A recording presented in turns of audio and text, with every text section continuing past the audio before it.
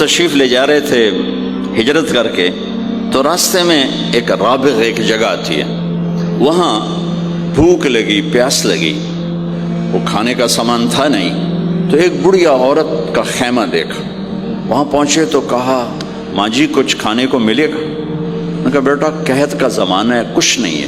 تو ایک مریل بکری کھڑی تھی، وہاں بالکل چمڑت ہڈی۔ ہم نے کہا میں اس سے دودھ نکال لوں؟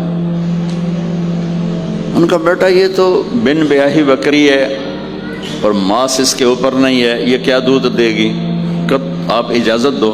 ان کا لے لے، چونکہ غیر فطری کام ہو رہا تھا تو لہٰذا اس نے آپ کو غور سے دیکھا کہ یہ کون ہے جڑے ایو جی بکری جو دودھ کڈو ہے، لہٰذا آپ کیسے دیکھنے لگی۔ تو آپ نے بکری کو کھینچا اور اس کے تھنوں کو ہاتھ لگایا، وہ نیچے لٹک گئے اور ایک پورا ڈول دودھ سے بھر دیا۔ بکری سے یہ گلاس بھی نہیں بھرتا بکری کے دودھ سے، لیکن وہ پورا ڈول بھر دیا، اپنے تینوں ساتھیوں کو پلایا، پھر خود پیا، پھر دوبارہ دودھ نکال کے پورا ڈول بھر کے اس اماں کو دیا، چلے گئے۔ بکری کی عمر 7 سال ہوتی ہے، 7 سال تک زندہ رہتی ہے، ذبح نہ کریں مر جاتی۔ یہ بکری 22 برس زندہ رہی اللہ کے نبی کے ہاتھ لگنے کی برکت سے۔ 22 برس اس بکری نے عمر پائی۔ جب شام کو اس کا خامد آیا، وہ کہنے لگا اے دودھ کتھو ہے؟ وہ کہنے لگی ایس بکری چو ازا گیا کملی ہو گئی، اتھو دودھ کتھو آ گیا؟ ازا گیا اسے چو آیا، ازا گیا اپنی عقل دا علاج کرو، یہ کتھو آ گیا؟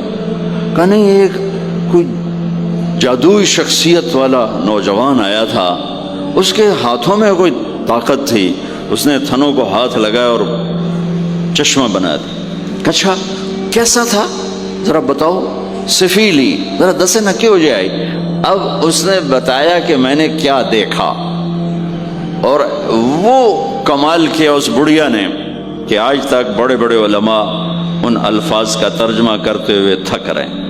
وہ کہنے لگی ابا معبد رأیت رجلا ظاہر الوضاء ابلج الوجه حسن الخلق لم تعبه ثجلا لم تزر به سعلا ازج اقرا وسيم قصيم في عينيه تعج في صوته صحل في لحيته كثافة في عنقه سطع ان تكلم علاه البهاء وان سكت علاه الوقار وهو اندر الثلاثة۔ مجھے بھی ہمیشہ اس کے ترجمے میں تھکنا ہی پڑتا ہے، لیکن مجھے اس کی بڑی ایک تعبیر اللہ نے سجائی۔ کہنے لگے میں اس کا ترجمہ یوں کرتا ہوں، کہنے لگے ابو معبد میں تمہیں کیا بتاؤں، میں نے ایسا انسان دیکھا مجھے لگا جیسے 14ویں کا چاندی کپڑے پہن کے زمین پہ آ گیا، کہ مجھے یوں لگا جیسے 14ویں کا چاندی زمین پہ کپڑے پہن کے اتر آیا۔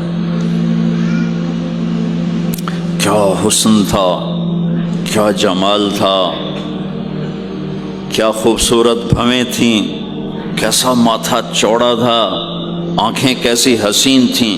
اتعج اشکل احور اہدب اکہل انجل ابرج، میرے نبی کی آنکھوں کے بارے میں 7 الفاظ آتے ہیں، 7 جو میں نے ابھی دہرائے، اور ان 7 کا ایک ترجمہ ہے کہ کائنات میں ایسی آنکھ اللہ نے کسی کو نہیں عطا فرمائی، ایسی خوبصورت آنکھیں اللہ نے عطا فرمائی آپ کو۔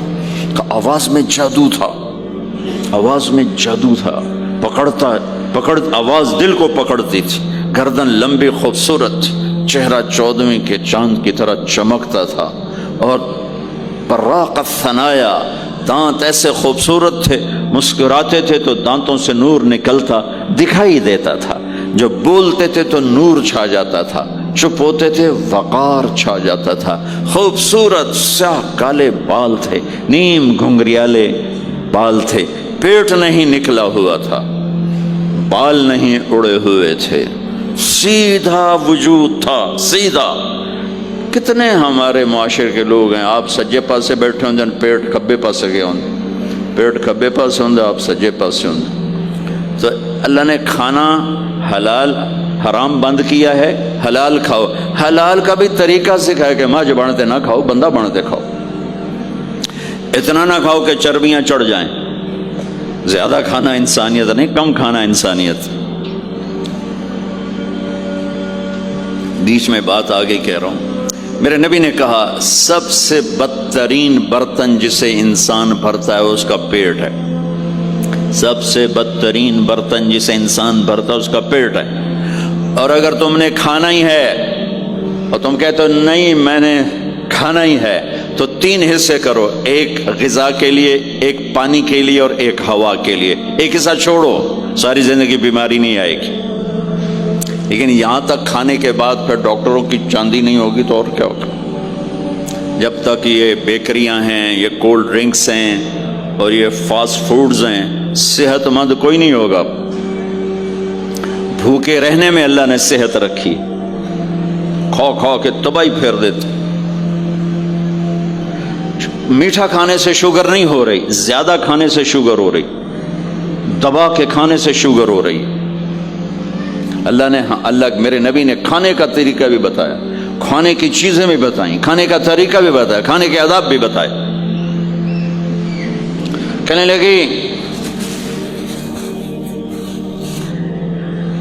2 لفظ جو دنیا میں کسی انسان کے لیے استعمال نہیں، میں نے آخر میں چھوڑ دے. کہنے لگی ابو معبد میں جب اس کو دیکھتی تھی نا تو میرے دیکھنے کی طلب اور بڑھ جاتی تھی، پھر جب دیکھتی تھی طلب اور بڑھ جاتی تھی. وہ جب تک کھڑے رہے میری آنکھ نہیں بھری. وسیم وسیم وسیم. ابو معبد میں جدھر سے دیکھتی تھی حسن ان کا غلام تھا، ہاتھ جوڑ کے کھڑا تھا. قسیم قسیم. قسیم اسے کہتے ہیں جس کو چاروں طرف سے حسن و جمال نے گھیرا ہوا ہو، اور وسیم اسے کہتے ہیں جس کو دیکھ کے نہ دل بھرے نہ آنکھ بھرے. دنیا کا ہر حسن تھوڑی دیر دیکھنے کے بعد خوبصورتی ختم، کشش ختم. ایک ہستی کائنات میں آئی ہے میرے اور آپ کے نبی، جن کو جتنا دیکھا جاتا تھا دیکھنے کا شوق بڑھتا تھا. ام عائشہ بیٹھی کپڑا سی رہی تھی، سوئی گر گئی، تھوڑا سا اندھیرا نظر نہیں آ رہی. ہمارے نبی کمرے میں انٹر ہوئے تو آپ کے چہرے کے نور سے سوئی چمکنے لگی تو آپ نے سوئی کو اٹھایا ہے. یہ میرے نبی کا ظاہر ہے جو اللہ نے اتنا خوبصورت کر کے بنایا. پھر یہیں ہمیں زندگی کی خوبصورتی بھی ملی کہ زندگی خوبصورت ہو. زندگی خوبصورت ہوتی ہے رویوں کے ساتھ. پہلا رشتہ خامند اور بیوی ہے، پھر اولاد ہے، پھر آگے رشتے بنتے ہیں، ماں باپ ہیں. یہ سارے رشتے یہ اس زندگی سے بنتے ہیں جو میرے نبی ہمیں سکھا کر گئے. آپ بطور چونکہ آپ نے باپ تو دیکھا نہیں، ماں کو دیکھا ہے اور ماں کے ساتھ زیادہ عرصہ نہیں رہے، صرف 6 سال رہے ہیں. تو ماں کے ساتھ کیا ہونا چاہیے؟ ماں کے ساتھ سلوک ہوگا تو ماں دعا دے گی نا. باپ کی خدمت کرو گے تو باپ دعا دے گا نا. آنکھوں میں آنکھیں ڈال کے بات کرو گے تو زندگی باپ کو تو نیند نہیں آئے گی، ماں کو تو نیند نہیں آئے گی. ماں باپ میں سلوک و اولاد لڑ کے بیٹھی ہو تو ماں باپ کو تو نیند نہیں آئے گی. بیوی بدتمیزی سے بات کرے تو خامند کے نیند اڑ جائے گی، خامند بدتمیزی کرے تو بیوی کی نیند اڑ جائے گی. تو یہ کہاں سے زندگی ملے گی؟ میرے نبی کے دروازے پر جاؤ، وہاں پتہ چلے گا کہ زندگی کیسے گزاری ہے. تو آپ نے اپنی اس تمنا کا اظہار کیا، کاش میری ماں زندہ ہوتی تو میں اس کی ایسی خدمت کرتا. میں عشاء کی نماز کے مصلی پہ کھڑا ہو کر ہاتھ باندھے سورۃ فاتحہ پڑھ رہا تھا، الحمدللہ رب العالمین. ادھر سے میرے گھر سے آواز آتی محمد. میری ماں مجھے پکارتی محمد، تو میں نماز توڑ کے کہتا لبیک یا اماں، ماں جی میں حاضر ہوں، ماں جی میں حاضر ہوں. زندگی کو خوبصورت بنانے کا ماں باپ کے لیے طریقہ کہ اولاد ماں باپ کی آنکھوں کی ٹھنڈک بنے. یہ بچے ہمارا سب سے قیمتی سرمایہ اور انہی پر سب سے بڑا ظلم ہوتا ہے. سب سے بڑا ظلم ہے آج کے ماں باپ کا 3 سال کے بچے کو اسکول ڈالنا. سب سے بڑا ظلم ہے. وہ روتا ہوا جاتا ہے، روتا ہوا آتا ہے. اور ماں باپ سے اس کی محبت کی تار کٹتے جاتے ہیں، کٹتے جاتے ہیں، کٹتے جاتے ہیں۔ 7ویں سال میں وہ بدتمیز ہوا پڑا ہوتا ہے۔ اب مائیں پریشان ہیں، بچے بدتمیز ہیں، بچے بدتمیز ہیں، کیونکہ ماں نے گود نہیں دی۔ جو ٹائم ماں نے دینا تھا وہ دے دیا اسکول کو۔ اور ہمارے اسکول کاروباری ادارے ہیں، علمی ادارے نہیں ہیں، کاروباری ادارے ہیں۔ میرے ملک کا یہ روگ ہے کہ یہاں کا وکیل بھی کاروباری ہے، یہاں کا ڈاکٹر بھی تاجر ہے، یہاں کا وکیل بھی تاجر ہے، یہاں کا جج بھی بک جاتا ہے، اور یہاں کا اسکول اور کالج بھی کاروبار ہے۔ 3 سال کا بچہ جب ماں باپ سے دور ہوتا ہے، روتا ہوا جاتا، روتا ہوا آتا،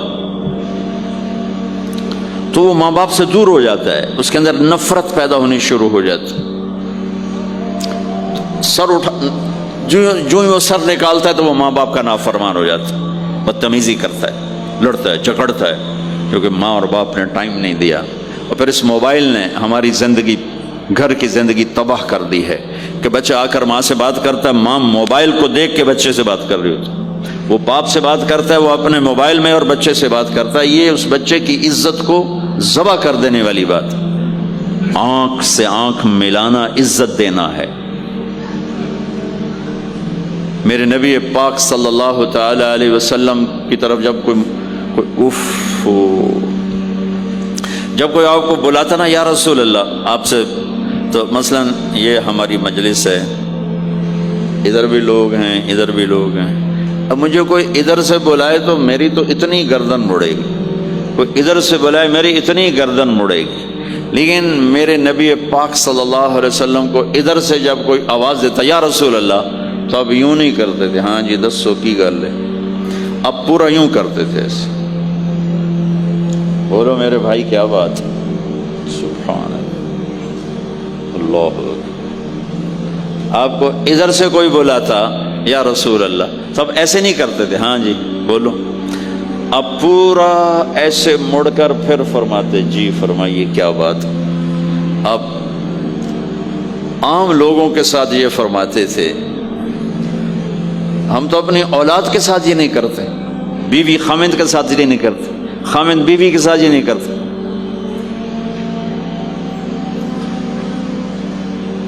تو وہ ایک گیپ پیدا ہو جاتا ہے، ایک فاصلہ پیدا ہو جاتا ہے۔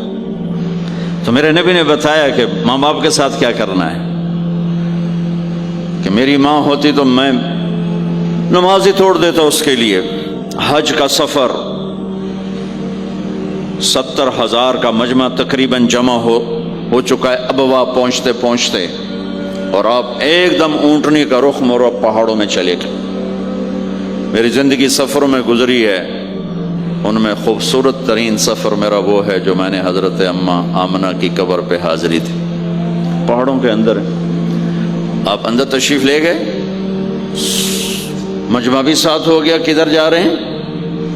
اونٹنی کو بٹھایا، پہاڑ ہے کچھ 40-50 فٹ اونچا، اس کے اوپر قدرتی ایسے ایک پلین بنا ہوا ہے جیسے اللہ نے پہلے سے سنبھال کے رکھا ہوا تھا۔ اب تو انہوں نے قبر کا نشان مٹا دیا ہے، تو ماں کی قبر کے سرہانے تشریف لے گئے اور گھٹنے اٹھائے، ہاتھ یہاں رکھے اور سر گھٹنوں میں دیا ایسے۔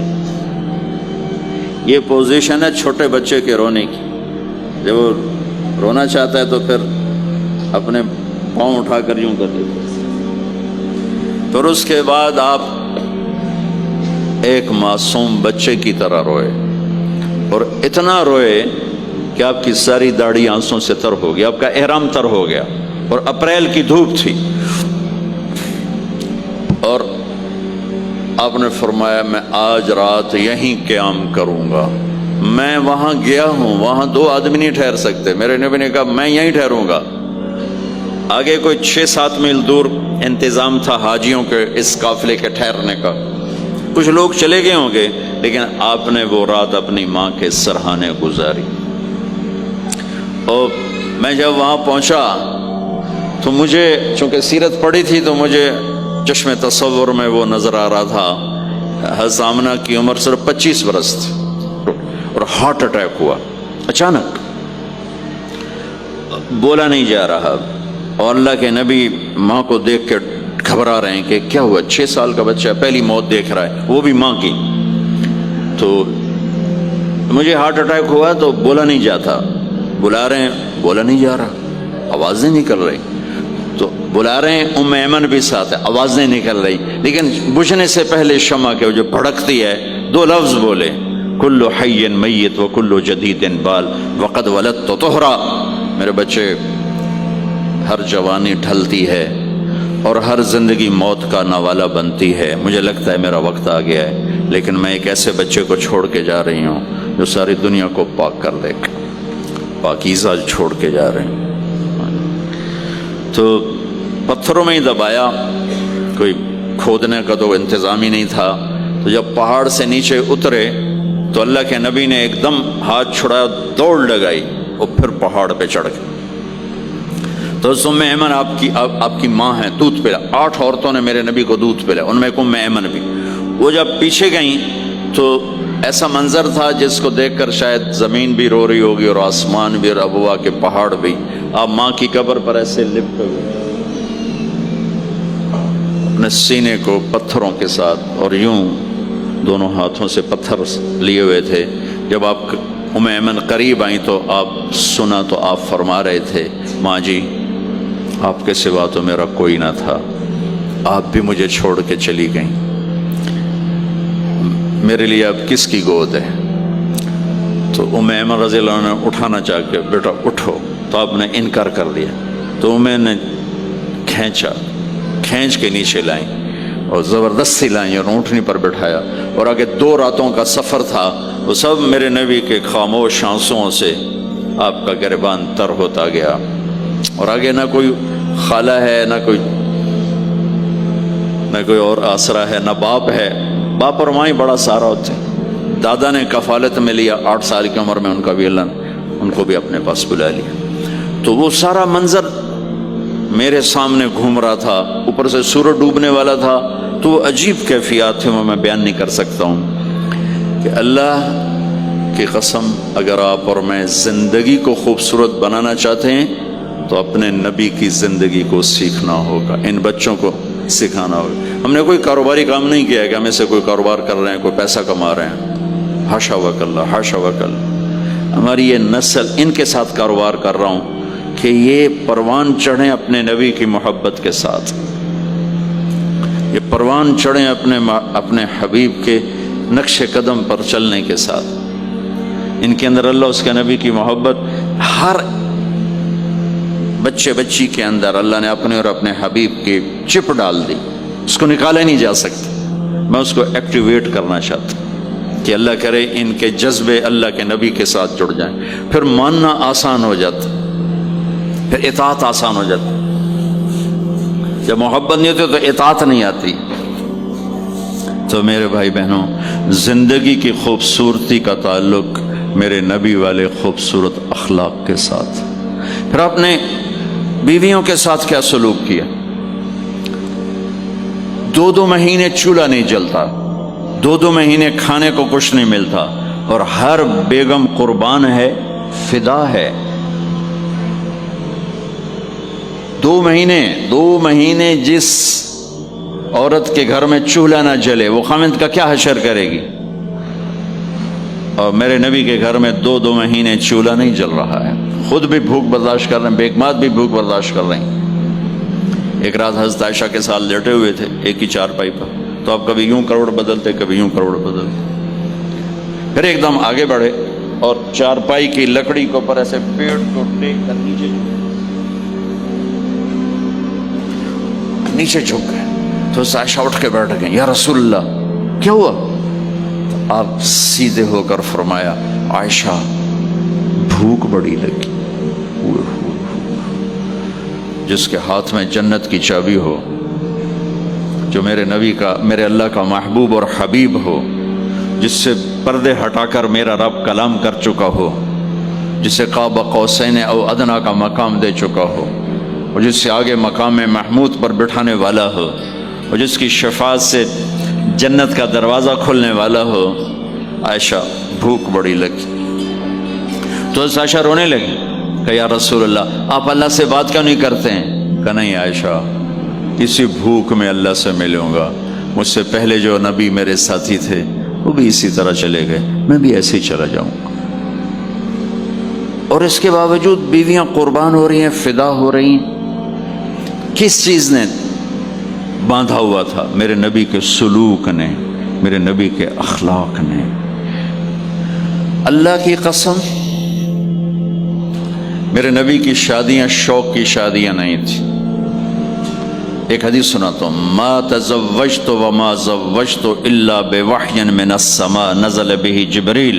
سن لو لوگو، میں نے جہاں شادی کی، میں نے جہاں بیٹی دی، پہلے آسمان سے وحی آئی، جبریل لے کر آئے، پھر میں نے شادی کی. تو یہ شوق کی شادیاں نہیں ہیں، زندگی سکھانے کی شادیاں ہیں.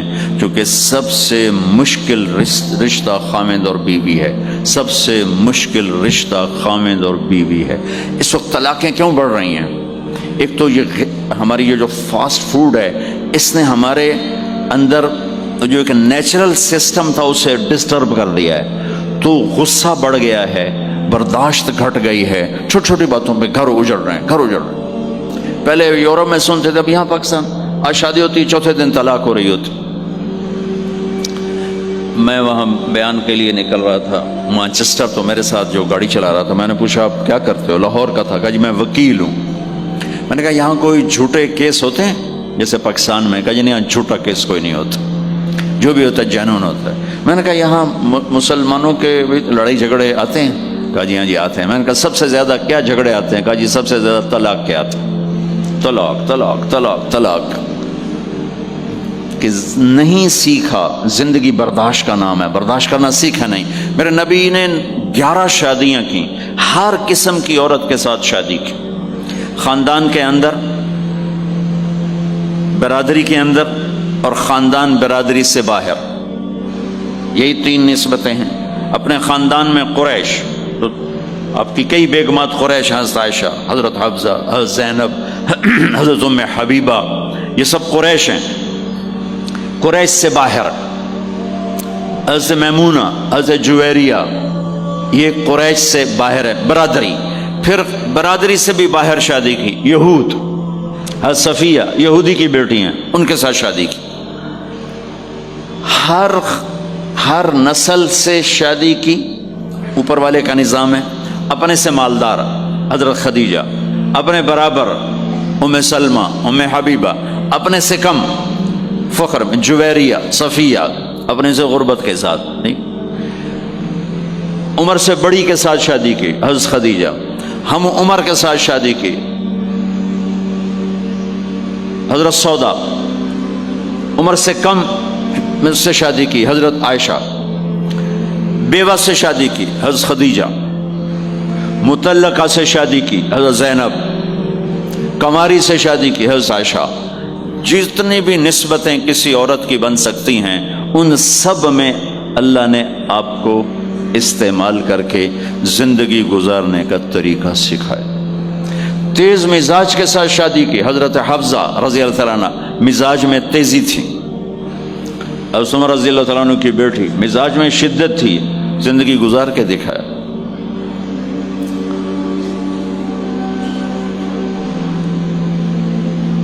ایک آپ کو حدیث سناتا ہوں، اللہ کی قسم صرف ہمیں سکھانے کے لیے.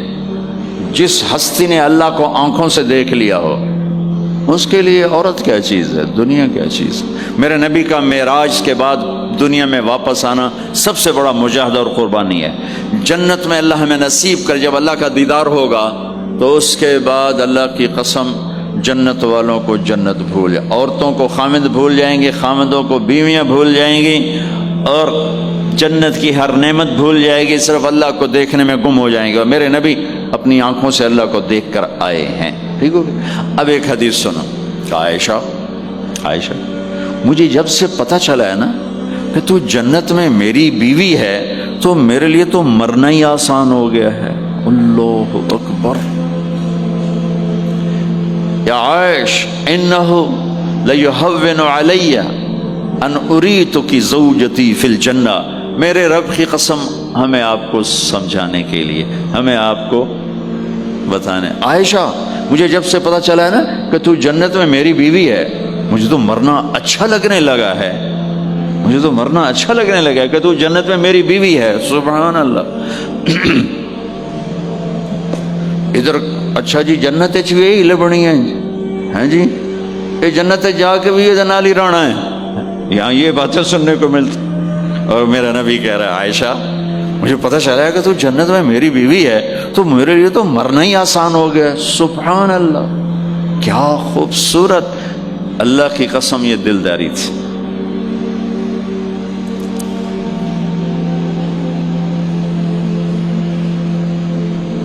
سب سے مشکل رشتہ خامند اور بیوی ہے.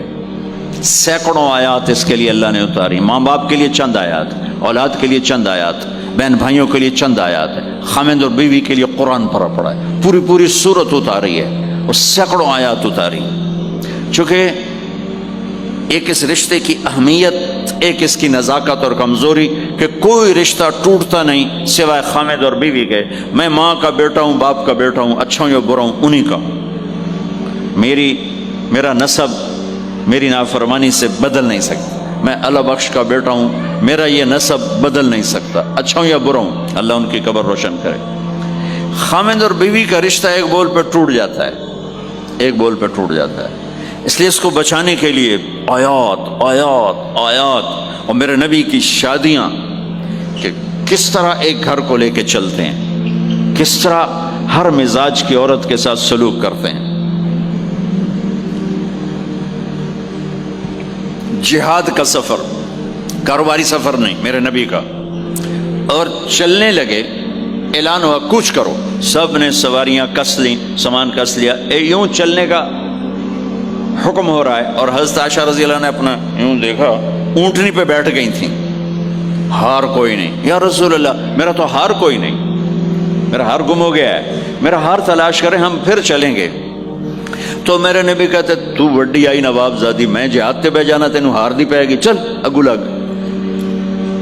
میرے نبی نے کہا چلو بھائی عائشہ کا ہار تلاش کرو. اللہ کی قسم میں جب یہ واقعات پڑھتا ہوں یا سناتا ہوں میں خود حیرت میں ڈوبا ہوتا ہوں کہ کیا کر دیا میرے نبی نے. جہاد کا سفر, اور میرے نبی کا ہار تلاش کرو بھائی. اب سارے ہار تلاش کر رہے ہیں.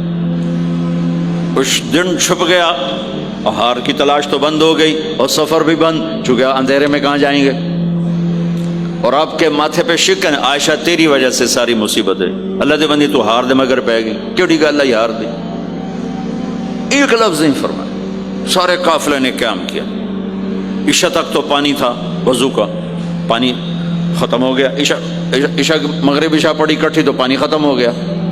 اب پانی ختم ہو گیا تو فجر کی نماز آ رہی ہے, پانی کوئی نہیں ہے. تو سارے صحابہ نے ابو بکر پہ چڑھائی کی.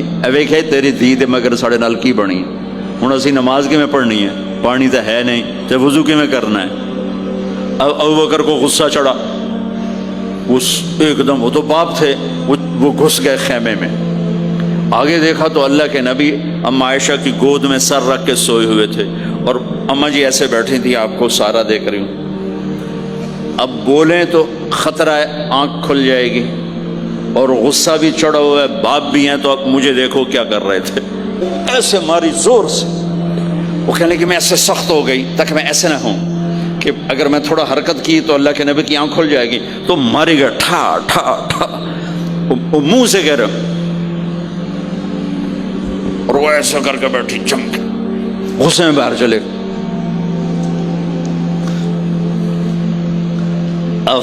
آپ کی آنکھ کھلی فجر پر. تو عائشہ نے کہا یا رسول اللہ وہ تو باہر تو بڑا مسئلہ ہو گیا ہے, پانی کوئی نہیں ہے اور نماز کا وقت ہو گیا ہے, وضو کیسے کریں. سبحان اللہ. اللہ نے قانون بدل دیا.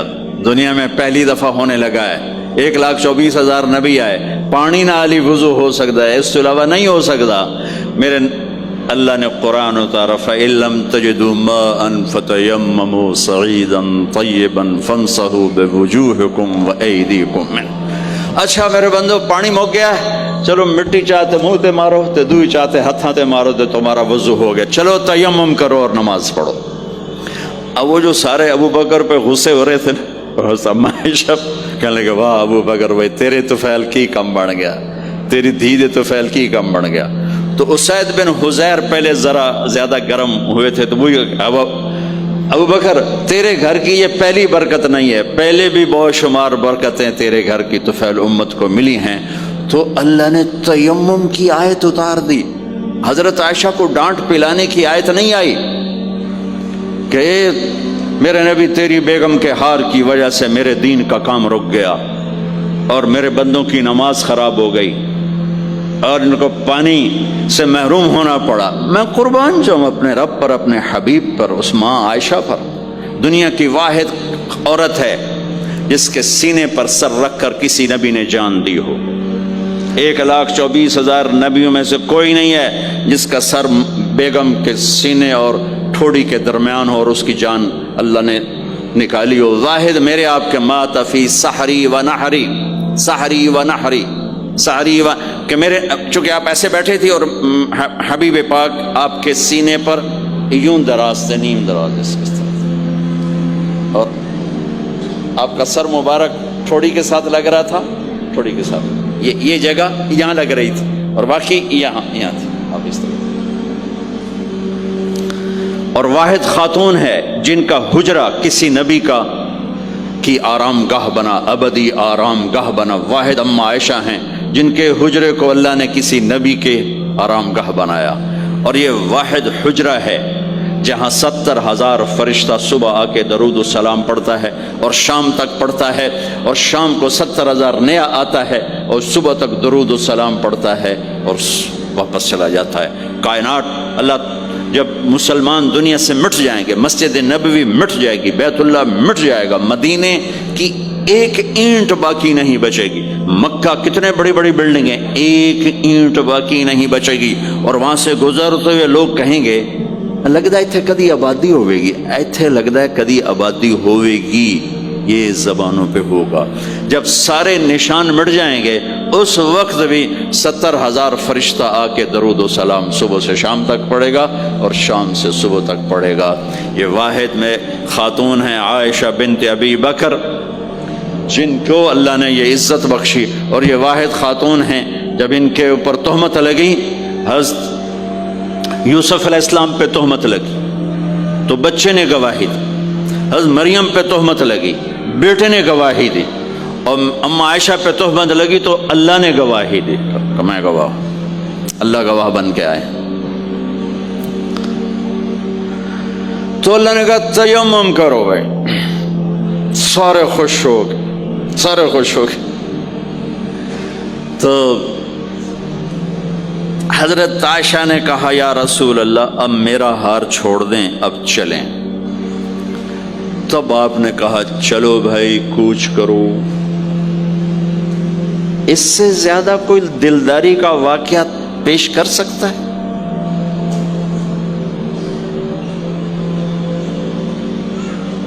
سبحان اللہ۔ اور جب اونٹنی کو اٹھایا گیا وہ ہار کا دھاگا ٹوٹا اور پھسل کے اونٹنی کے نیچے چلا گیا، وہ سارے کھبے سجے ویندے رہ گئے، ہار نیچے پڑا تھا۔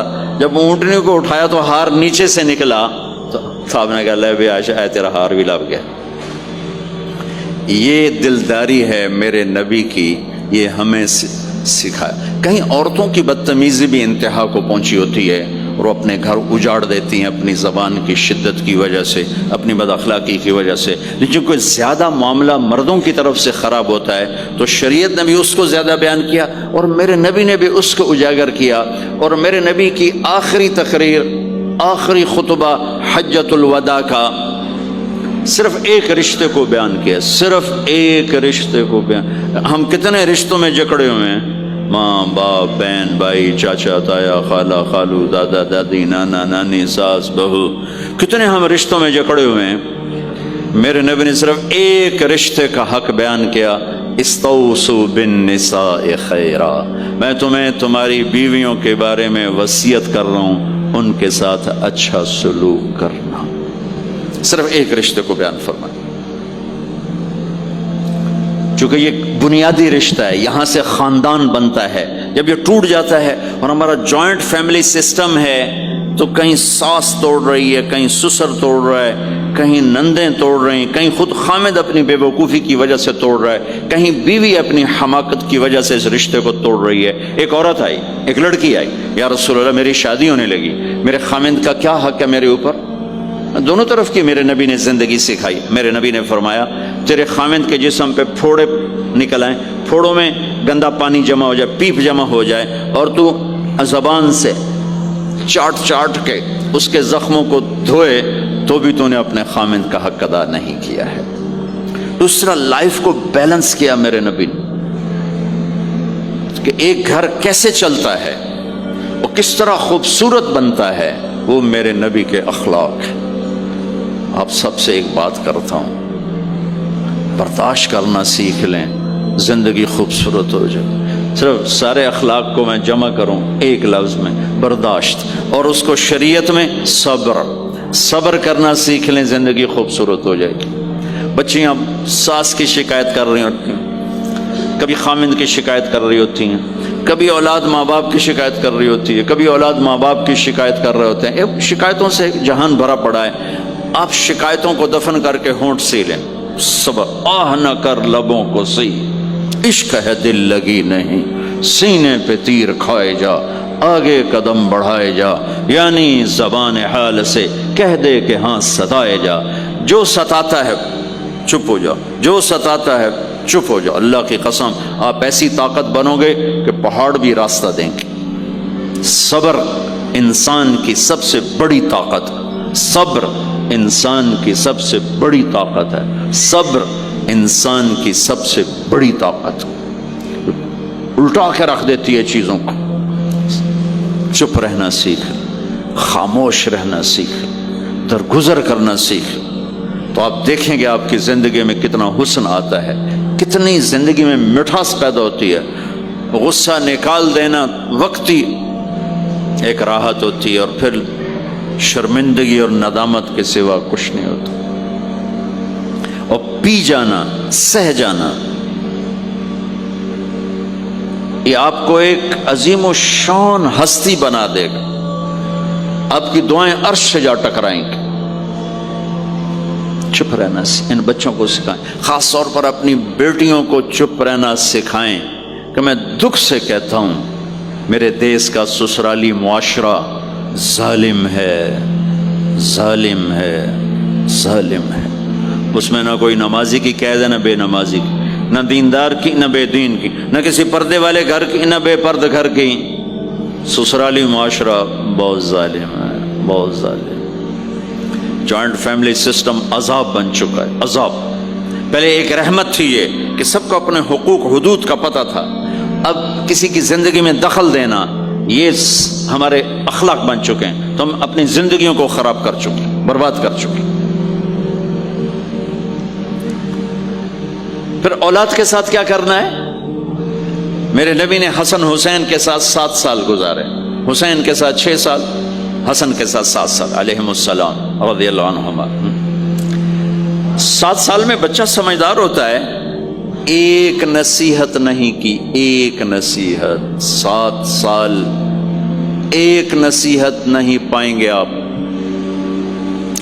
اتنے بڑے نبی، اتنا بڑا انسانیت کا بوجھ، اور روزانہ ٹائم نکال کے بچوں کے پاس آ کر بیٹھتے تھے، ان کے ساتھ کھیلتے تھے، کشتی کرتے تھے،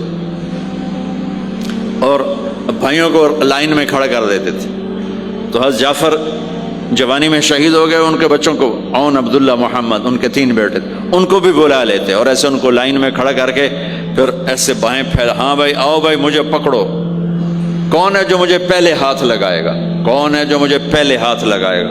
وہ دوڑ لگاتے، پانچوں کے پانچوں، کوئی سر پہ چڑھتا، کوئی کمر پہ چڑھتا، کوئی گود میں گرتا، اور میرے نبی بیٹھ کے مسکراتے۔ ایک مجھے بات یاد ہے، صرف ایک یاد، کہ حضرت امام حسن رضی اللہ تعالیٰ عنہ علیہ السلام، انہوں نے صدقے کی کھجور اٹھائی اور منہ میں ڈال لی، صدقے کا آیا تھا مال، تو ایک کھجور اٹھا کے منہ میں، تو ہم کہا بخ بخ بخ، تب نے منہ میں نا انگلی ڈال کے کھجور نکال لی کہ بیٹا ہمارے گھر پہ صدقہ جائز نہیں ہے، اس کو پھینک دو. بس یہ ایک بات مجھے اپنے نبی کی زندگی میں ملتی ہے. ٹائم دیا, محبت دی. کمال کی بات ہے نہیں, اتنی بڑی ہستی ہو اور بچوں کے لیے گھوڑا بنے کھڑے, آؤ بھائی آؤ بھائی, دونوں ہاتھ بھی ٹیک دیے, گھٹنے بھی ٹیک دیے, آؤ بھائی میری کمر پہ چڑھ جاؤ. ان کو کمر پہ چڑھایا اور پورے کمرے میں چکر لگا رہے ہیں, چکر لگا رہے ہیں. اور پھر ان سے کہہ رہے ہیں تمہارا اونٹ کیسا؟ اونٹ متیا سواری کو کہتے ہیں, لیکن عام طور پر متیا عربی میں اونٹ کے لیے بولا جاتا. تو پوچھتے بچوں تمہاری سواری کیسی ہے؟ پھر دونوں بھائیوں کو اتار دیتے اور نواسی حضرت زینب ان کو اٹھاتے اور اپنی کمر پہ بٹھا کر کمرے میں چکر لگا رہے ہیں, چکر لگا رہے ہیں, چکر لگا رہے ہیں. یہ مائیں روز ٹھوکی گلوتی, ایدو تھپڑ, ایدو تھپڑ, ایدو تھپڑ, ایدو تھپڑ.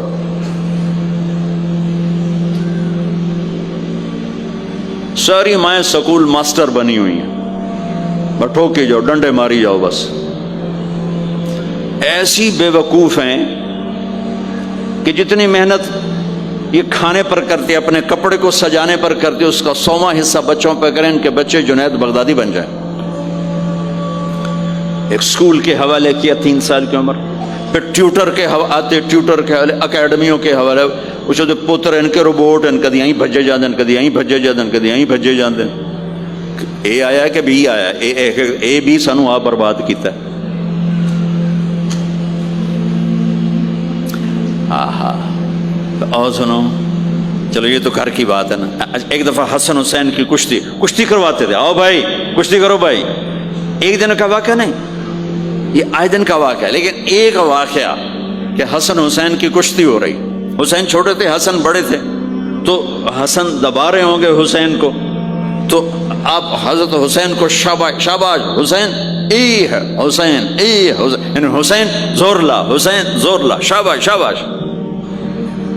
اماں بول پڑی, فاطمہ جنت کی سردار, یا رسول اللہ آپ ساری شاباش حسین کو دیے جا رہے ہیں, حسن کو نہیں دے رہے. ہم نے کہا فاطمہ یہ جبریل میرے پاس کھڑا ہوا ہے, یہ بھی حسین کو شاباش دے رہا ہے, تو اس کے پیچھے میں بھی حسین کو شاباش دے رہا.